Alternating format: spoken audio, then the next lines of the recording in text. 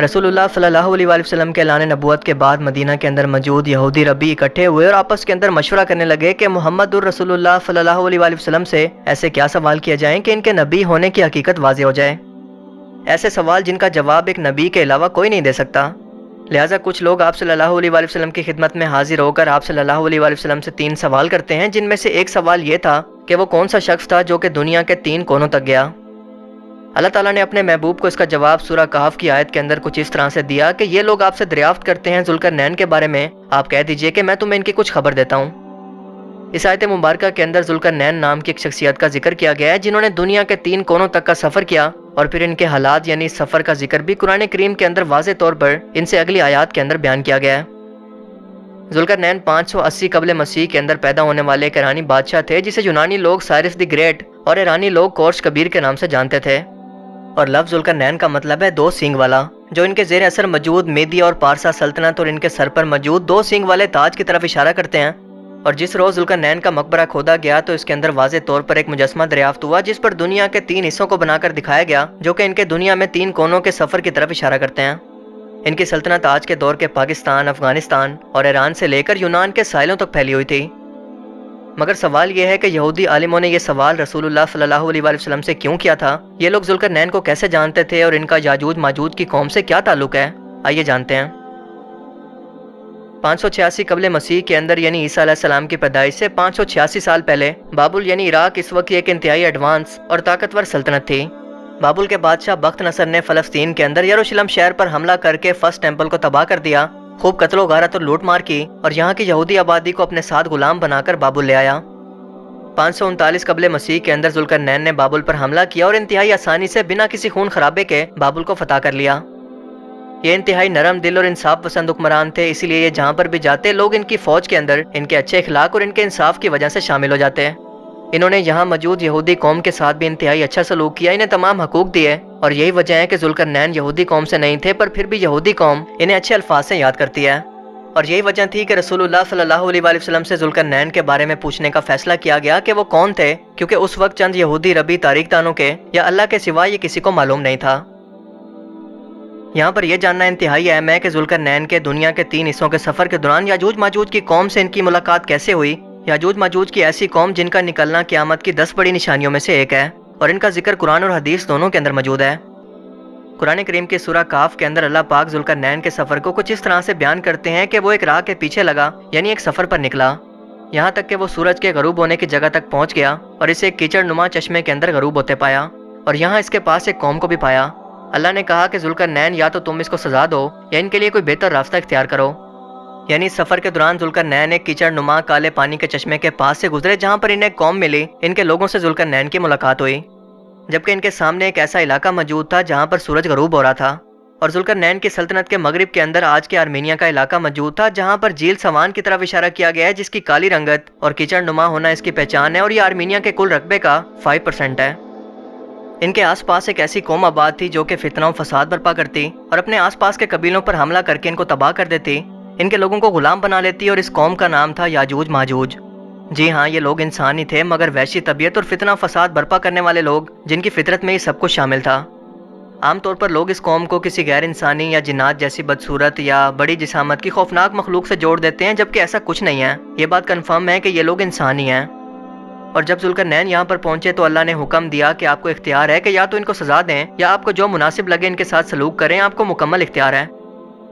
इसके बाद कुरान करीम के अगले अल्फाज इस कौम की रिहाइश का पता इस तरह से देते हैं कि ये कौम 2 पहाड़ों के दरमियान ऊंचाई पर कहीं पर मौजूद थी, जहाँ से गुजरने के लिए एक रास्ते के सिवा कोई दूसरा रास्ता मौजूद नहीं था, और ये लोग कोई बात समझने के काबिल नहीं थे, ना किसी की मानते थे और ना किसी की बात को समझते थे।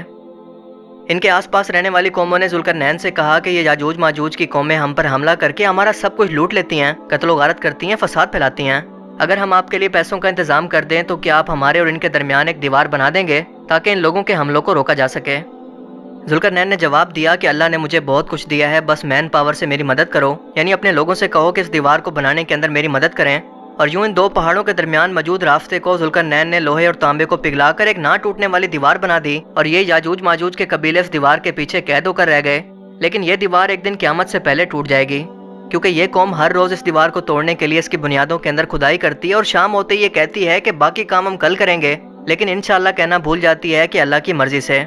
اور قیامت سے پہلے جب وہ انشاءاللہ کہہ کر اس دیوار کو کھودیں گے تو یہ ٹوٹ جائے گی، اور باہر نکلتے ہی یہ اتنی زیادہ تعداد کے اندر ہوں گے کہ دریاؤں اور جھیلوں کے پانی کو پی جائیں گے، انہیں خشک کر دیں گے، ہر جگہ پر قتل و غارت اور تباہی مچائیں گے، اپنے راستے میں آنے والی ہر چیز کو تباہ کر دیں گے۔ اور یاجوج ماجوج کی یہ قوم آج بھی اس دیوار کے پیچھے قید ہے۔ بہت سے مشہور اسلامک اسکالر مثلاً ڈاکٹر اسرار احمد اور مولانا ابوالکلام آزاد کا یہ کہنا تھا کہ جس جگہ پر یاجوج ماجوج کی قوم کو قید کیا گیا تھا وہ دراصل آذربائیجان کے علاقے میں موجود دربند کا علاقہ ہے، جہاں پر ذوالقرنین نے قلعہ بنا کر اس کی دیواروں کو لوہے اور تانبے سے بنایا تاکہ یاجوج ماجوج کی قوم کے حملوں سے ان کے آس پاس کی قوموں کو بچایا جا سکے، جنہوں نے ذوالقرنین علیہ السلام سے یہ گزارش کی تھی کہ آپ ہمارے اور ان کے درمیان ایک لوہے کی دیوار کو بنا دیں جس کے نشان آج بھی اس جگہ پر موجود ہیں، اور اس قلعے کے نشان بھی۔ اور یہ جگہ قرآن کریم کے اندر بیان کردہ نشانیوں سے میل کھاتی ہے، کیونکہ اسی جگہ پر ذوالقرنین نے اس قوم کی طرف سورج کو غروب ہوتے دیکھا جہاں پر یہ یاجوج ماجوج کی قومیں آباد تھی۔ مگر بعد میں یاجوج ماجوج کی قوم کے اندر ایک بادشاہ خضر کے نام سے آیا جس نے یہودیت اختیار کر لی، اور اس کی قوم یاجوج ماجوج نے بھی۔ حالانکہ دنیا میں یہودیت ہی صرف ایک واحد ایسا مذہب ہے جسے قبول نہیں کیا جا سکتا، بلکہ یہ ایک نسل ہے جس کا سلسلہ نسب انبیاء سے جا کر ملتا ہے۔ لیکن یہی یہودی آج دنیا کے اندر پھیل کر خود کو اشکنازی جیوز کہتے ہیں، لیکن یہ اصل یہودی نہیں بلکہ یاجوج ماجوج کی نسل سے ہیں، جس کا ایک ثبوت ان کی رنگت ہے، کیونکہ یہ ترکش نسل سے ہیں جو کہ سفید رنگت رکھتے ہیں، جبکہ اصل یہودیوں کا رنگ گندمی تھا جو کہ فلسطین میں آباد تھے۔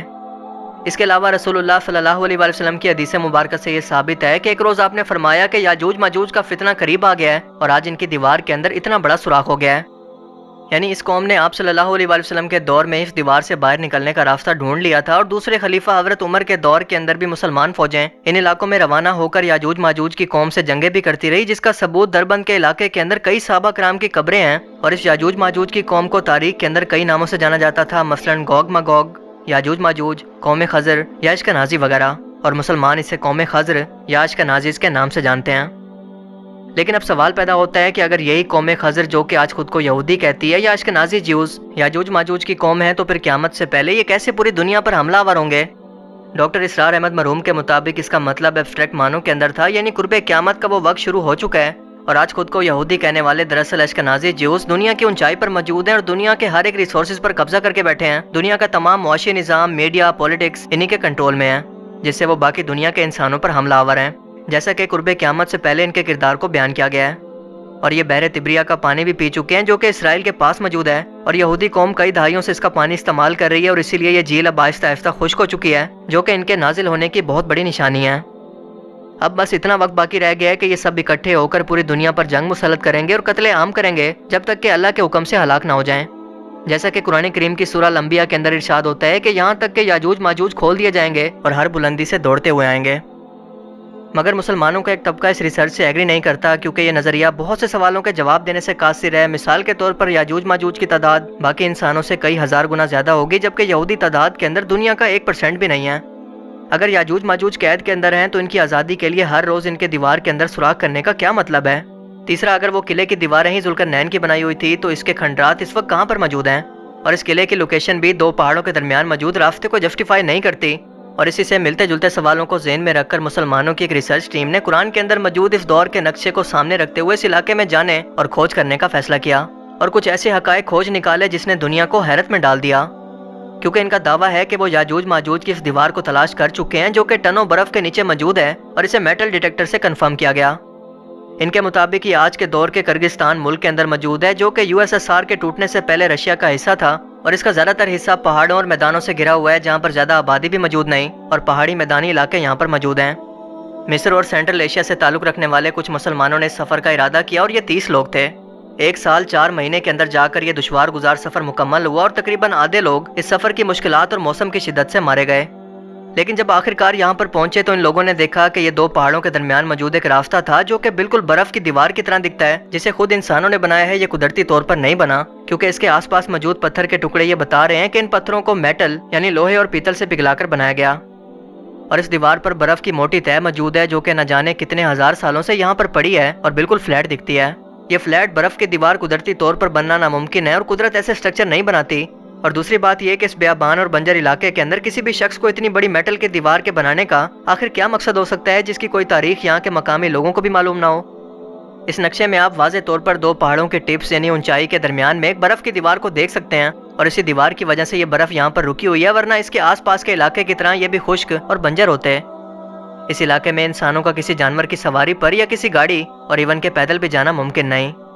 لیکن جب یہ لوگ ہیلی کاپٹر پر بیٹھ کر اس جگہ پر لینڈ کرتے ہیں تو یہ دیکھ کر حیران رہ جاتے ہیں کہ میٹل ڈیٹیکٹر یہاں برف کے نیچے کسی میٹل کی دیوار کو ڈیٹیکٹ کر رہا ہے، اور وہ بھی کسی ایک جگہ سے نہیں بلکہ پوری برف کی اس دیوار کو کہیں سے بھی ڈیٹیکٹ کرنے پر یہ سگنل کیچ کیے جا سکتے ہیں، جس کا مطلب کہ اس برف کے نیچے کوئی بہت بڑی دیوار انسانوں کی بنائی گئی کئی ہزار سالوں سے یہاں پر موجود ہے، اور دنیا کی نظروں سے آج تک چھپی رہی، مگر گوگل میپس کی مدد سے پہلی بار جب یہ لوگ یہاں پر اکٹھے ہوئے تو انہیں اندازہ ہوا کہ ان پہاڑی راستوں پر جگہ جگہ پر خفیہ راستے موجود ہو سکتے ہیں، جن کے اندر قوم یاجوج ماجوج اپنی نسل آج بھی بڑھا رہی ہے، مگر اسے قیامت تک کے انسانوں کے لیے چھپا کر رکھا گیا ہے۔ یعنی انہی پہاڑوں کے نیچے ان کی ایک الگ سے دنیا آباد ہے، جو کہ کسی مصلحت کی وجہ سے اللہ تعالیٰ نے انسانوں کی نظروں سے دور رکھی ہوئی ہے، اور اس حالیہ ریسرچ نے دنیا کے اندر تہلکہ مچا دیا ہے۔